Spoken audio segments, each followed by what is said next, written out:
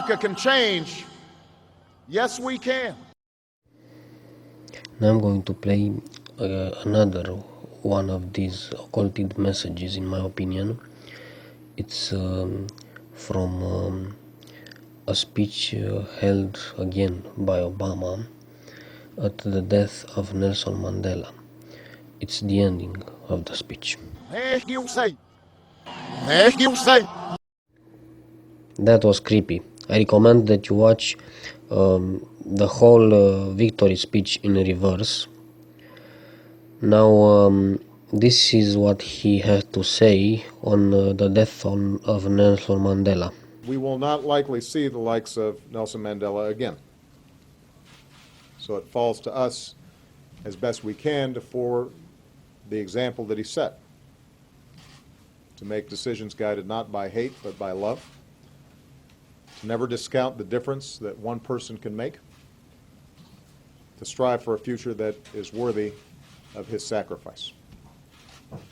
For now, let us pause and give thanks for the fact that Nelson Mandela lived, a man who took history in his hands and bent the arc of the moral universe towards justice. May God bless his memory and keep him in peace. Do not be deceived by the tone of this speech and the occasion that was spoken on.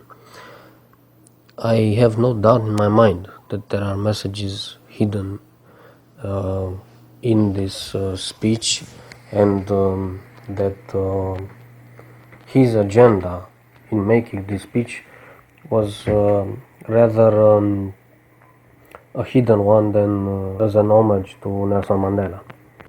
You see, I deliberately searched for this speech because I was sure there was something hidden beneath it, without ever hearing it before.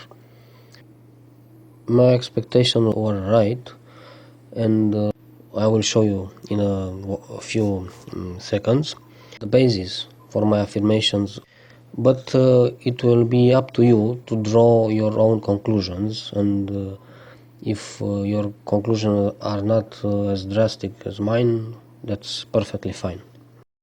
First, let's take a look at the surface of the speech and what he's saying in the ending. You see, in the last 15 seconds, he talks about the difference that one person can make. I'm not saying that Nelson Mandela made the Mandela Effect, but it is definitely a reference to that. He's talking about strive for a future, I guess a different one. Then he says that he took history into his hands and bent the arc of the universe.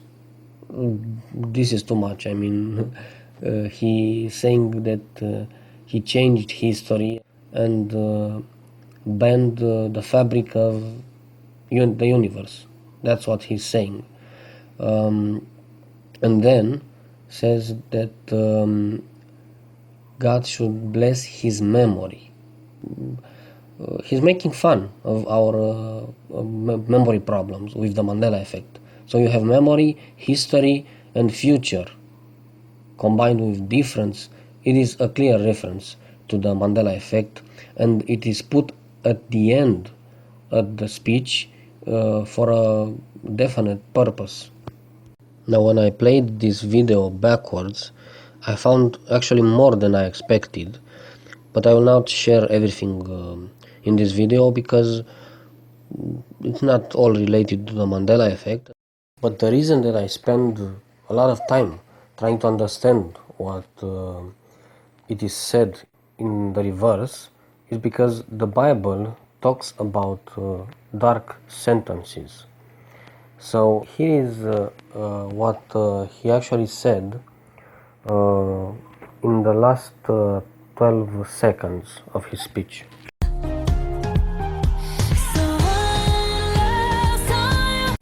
A man who took history in his hands and bent the arc of the moral universe towards justice. May God bless his memory and keep him in peace.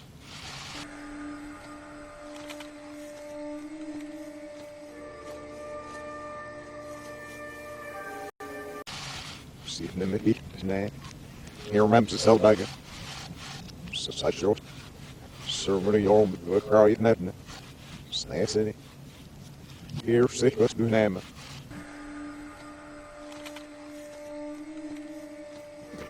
It can be clearly heard a reference to the times of Ramses, the golden age of Egypt, and also to the snake city, which also refers to Egypt. Just to make sure I would not draw the convenient conclusions, I searched deeper into this short speech, and I found other references to the Mandela Effect, in my opinion. Some of these are played half speed in reverse for a better understanding.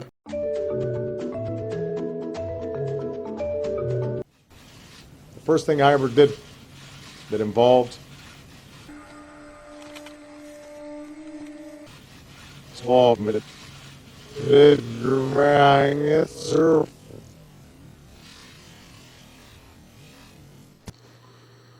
I guess this would be the first direct proof. Well, not quite direct because it's backwards in the video. Backwards in time? Interesting. My point is, if he deliberately tried to transmit occulted message about the Mandela Effect, which we can see in plain sight when we listen to the speech, then it needs an interpretation, and this could be the right interpretation, a direct reference to the Large Hadron Collider. Just in case you're thinking that I'm going too far, I need to share this with you. There are songs from the Led Zeppelin, the Beatles, and other ones that if you play backwards gives a clearly satanic message. I advise you to watch the documentary They Sold Their Souls to Rock and Roll for more information on this. Are you still with me? Okay, this is the last reverse interpretation I'm going to show you. That's an example to the world. And that's Madiba's legacy to the nation that he loved.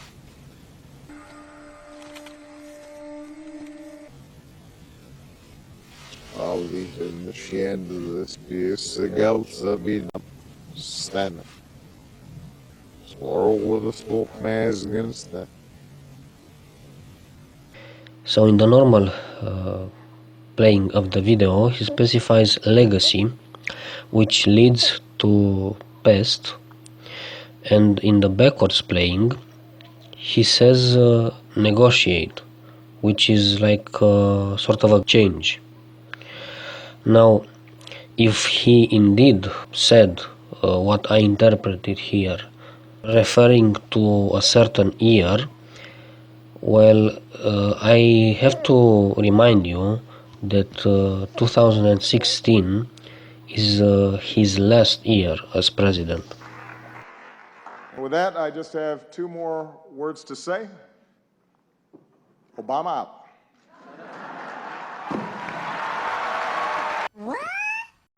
Most people find this very amusing. Let's call them ignorant people. I've seen a whole bunch posting this kind of jokes from politicians. They are appreciating such humor, which is not humor, without thinking ahead. Look at his facial expression. He wasn't joking, he just said it as a joke. Since we are at this subject, Obama's ending presidency, earlier at the half-screen video, you've seen a speech from Obama, the last State of the Union address. That was the original, and now I'm going to show you a video that Ellen posted, if you heard of her, posted on her YouTube channel. It's altered video of Obama's last State of the Union address. I wasn't even going to discuss this matter, but I find it interesting. So here is the prank that Helen played, more as a mockery to the audience, I would say. Did everybody see the President's State of the Union address? Everybody? Yeah. I thought it was fantastic. I have to say, I was a little surprised by how he ended it. I don't know if it was because it was his last one, but boy, I was surprised. Well, he doesn't care anymore. He's done now, so. I believe in change because I believe in you, the American people. And that's why I stand here as confident as I have ever been that the state of our union is strong. Thank you. God bless the United States of America.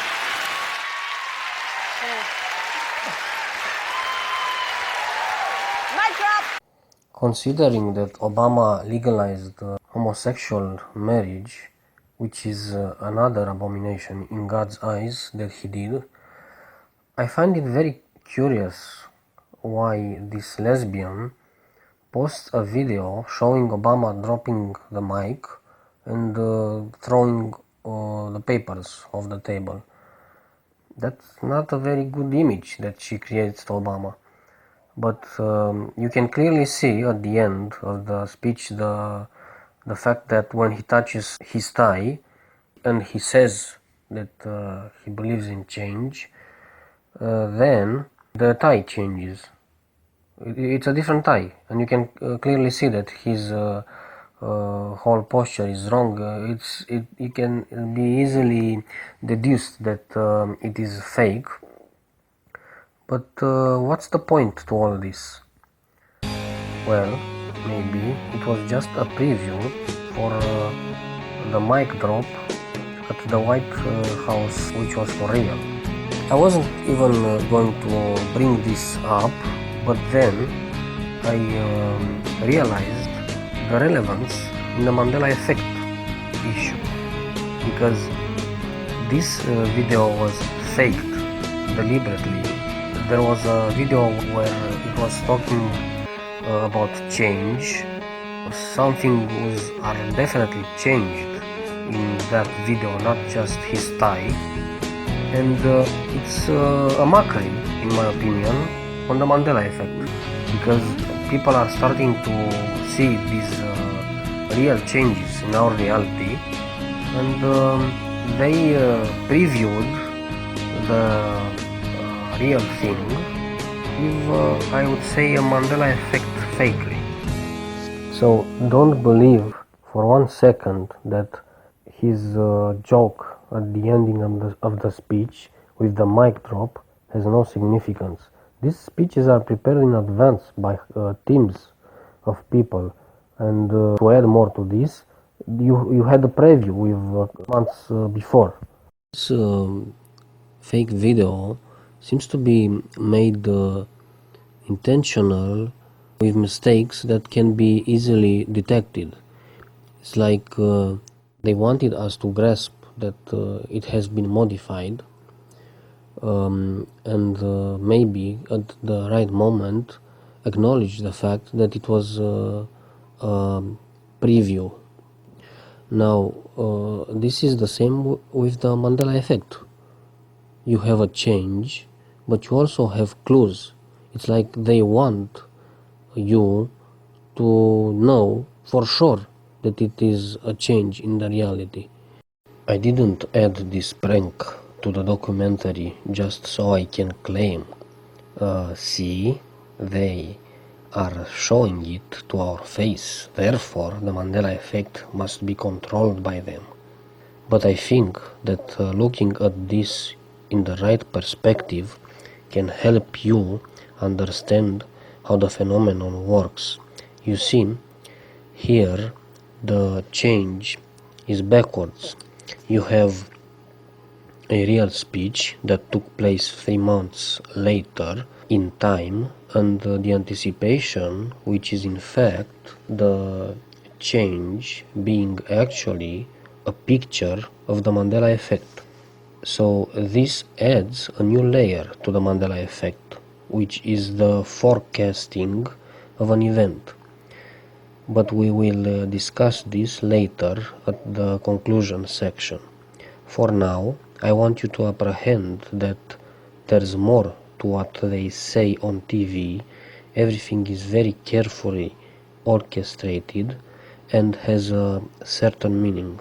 You filled up your gas tank lately, then you don't need us to tell you that gas prices are back on the rise. You don't need us to tell you that gas prices are back on the rise. You don't need us to tell you that gas prices are back on the rise. You don't need us to tell you that gas prices are back on the rise. You don't need us to tell you that gas prices are back on the rise. You don't need us to tell you that gas prices are back on the rise. You don't need us to tell you that gas prices are back on the rise. You don't need us to tell you gas prices are back on the rise. You don't need us to tell you that gas prices are back on the rise. You don't need us to tell you that gas prices are back on the rise. You don't need us to tell you gas prices are back on the rise. But you don't need us to tell you that gas prices are back on the rise. You don't need us to tell you gas prices are on the rise.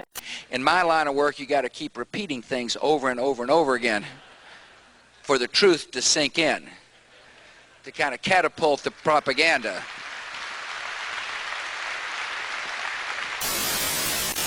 So my point is that most people just choose to be naive. It takes longer for them to wake up.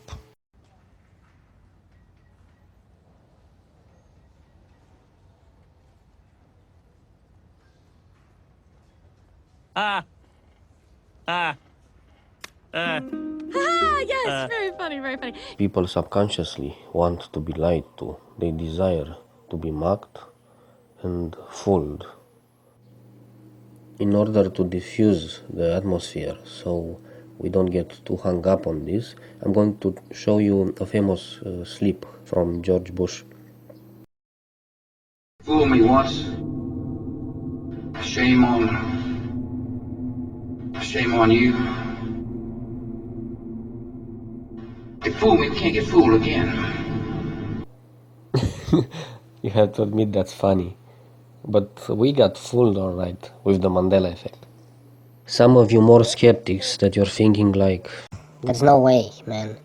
You're hearing things backwards. You're gonna have to show me Nelson Mandela himself saying this. Then I'm going to say, okay, let's listen to a speech held by Nelson Mandela. While searching for such relevant speeches, I thought to myself, what years should I search for a Nelson Mandela speech? And if you are paying attention in this video, 1998 is one of the 69 references years, just like 2016.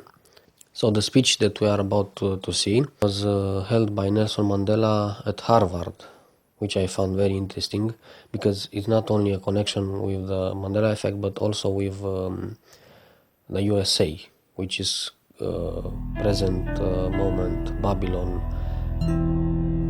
And this is the reason I believe that the Mandela Effect is taking place in the United States of America and maybe in other countries also, but not at the same level. I think it would be unfair to close this address without getting a more vivid picture of what some South Africans think of this man. When I turned 75, a young lady it was reported that there was a young lady of about 5 at the gate of my house. And they say, she wants to see you. I said, let her come in. The security said, Mr. President, she is very cheeky. I say precisely for that reason, let her come in. She came in, and indeed she was a great lady. She did not knock, she did not greet, she just said, "How old are you?" I said, "Well, I can't remember. But I was born long, long ago." She said, 2 years ago? I said, no, longer than that. Then she suddenly switched subjects and said, "Why did you go to jail?" I say, "No, I didn't go to jail because I like. Some people send me there." Who? People who don't like me. And she said, "How long did you stay there?" I said, "Well, again, I can't remember. But it was a very, very long time."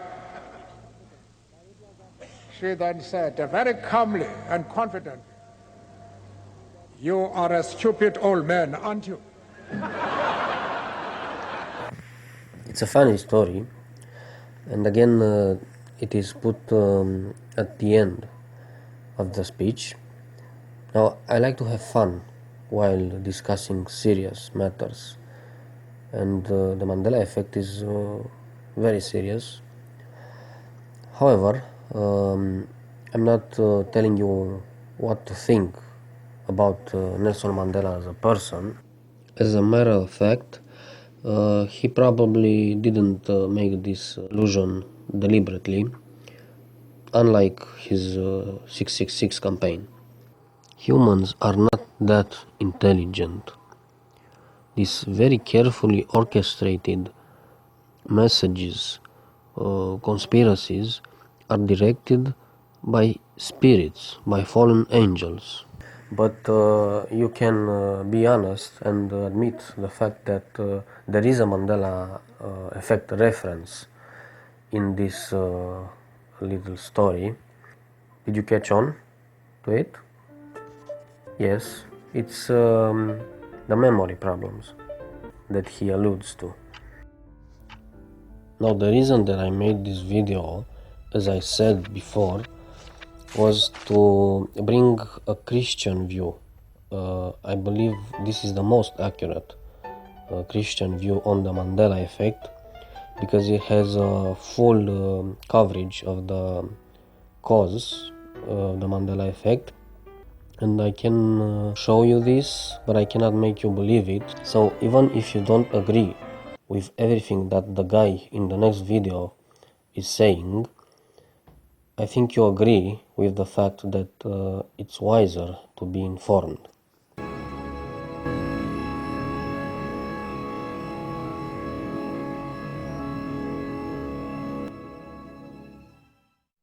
Anytime you see something repeated in the news over and over and over, and you have a lot of headlines talking about how Mandela was going to be sick, and he was sick and he was dying. Well, just the number of articles that were out there portraying and talking about it. Right. There was definitely a buildup in anticipation that here this guy was sick, and he was going to die. But you expect, why should this be such a big deal when you know that he's going to pass away soon? Why should there be all of this premature mourning, as it were, for it? And so obviously the media and the powers that be regard the guy very highly. And so anytime the media and the ruling powers, as it were, are focusing and putting all kinds of attention on one guy, you got to ask the question, well, why? I was kind of confused. Why should there be so much esteem for this guy? It was confusing to me. I really didn't understand why there should be so much focus and emphasis. Yes, he may have had some role in deconstructing what was called apartheid in South Africa. But to me, it just didn't make sense. It seemed like there had to be more. Even Nelson Mandela, to compare him to Gandhi, it's weird because he never renounced violence. Mm-hmm. He used violence to achieve his objectives, and he was in prison for years because of that. Anyway, all that to say is that I believe that there's something more to Nelson Mandela. The reason why he would be so admired, even worshipped almost by the world, Well, that was one of the big eye-openers for me. When I saw all of this media coverage 6 months ago, I had it in the back of my mind, why should the man be so worshipped? Why should he be so admired and esteemed? And when I did a few Google's internet searches, I found out that Nelson Mandela, beyond his legacy for dealing with apartheid, was known literally as the embodiment, the physical embodiment of this idea called Ubuntu. And that idea, essentially in a nutshell, is a very new age concept.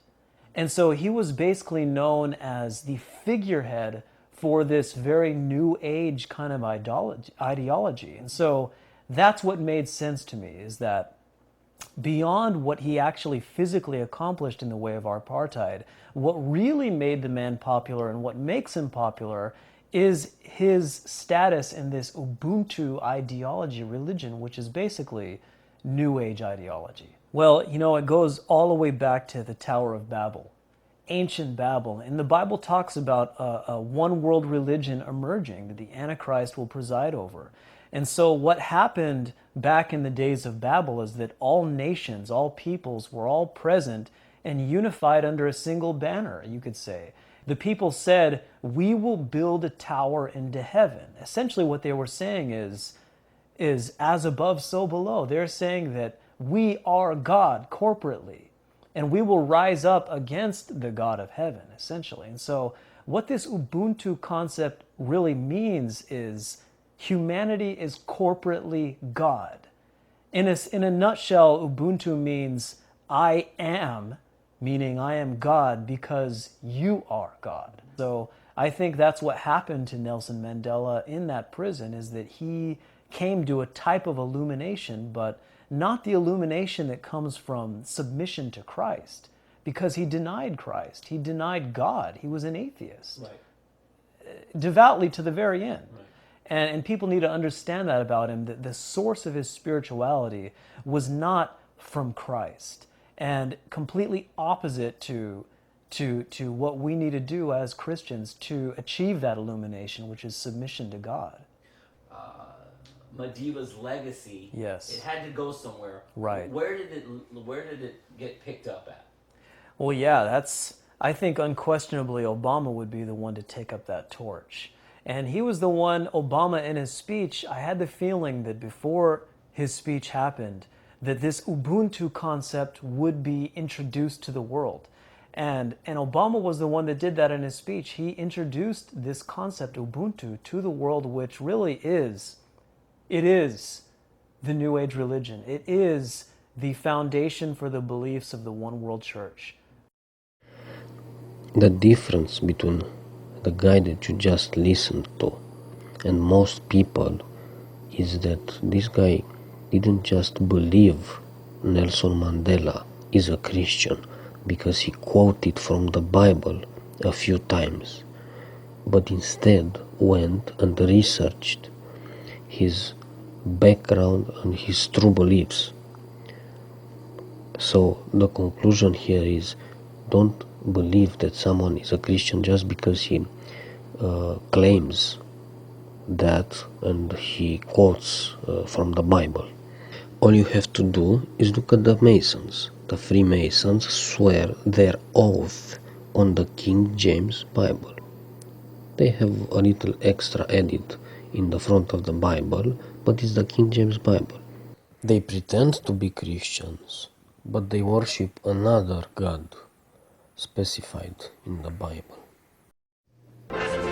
So Nelson Mandela was not a Christian. This is easy to grasp if you choose not to believe these false images created by the mass media. And it also fits perfect into the Mandela Effect, because they would never choose a Christian man to stand for the name of this effect. And the powers that be, to quote this guy, hate Christians. They hate Christianity. This is what Christians don't believe. They don't see that. Most Christians are blinded by the mass media and don't see the anti-Christians movement. It's not just Ubuntu. You don't believe me? Go read the comments on this particular video on YouTube, and you'll see that people are not able to recognize that this ideology is in fact a religious doctrine. Here's the text of Mandela's favorite poem. Out of the night that covers me, black as the pit from pole to pole, I thank whatever gods may be for my unconquerable soul. In the fell clutch of circumstance, I have not winced nor cried aloud. Under the bludgeonings of chance, my head is bloody but unbowed. Unbowed means you're not like bending down to anybody. That'd be like to God. All right, beyond this place of wrath and tears looms but the horror of the shade, and yet the menace of the years finds and shall find me unafraid. It matters not how strait the gate, how charged with punishments the scroll. I am the master of my fate, I am the captain of my soul. Straight is the gate that leads to salvation, broad is the way that leads to destruction. This is unbelievably antichrist, to say that it doesn't matter about the straight gate and they can do whatever they want, that they think that they are a master of their fate and not God.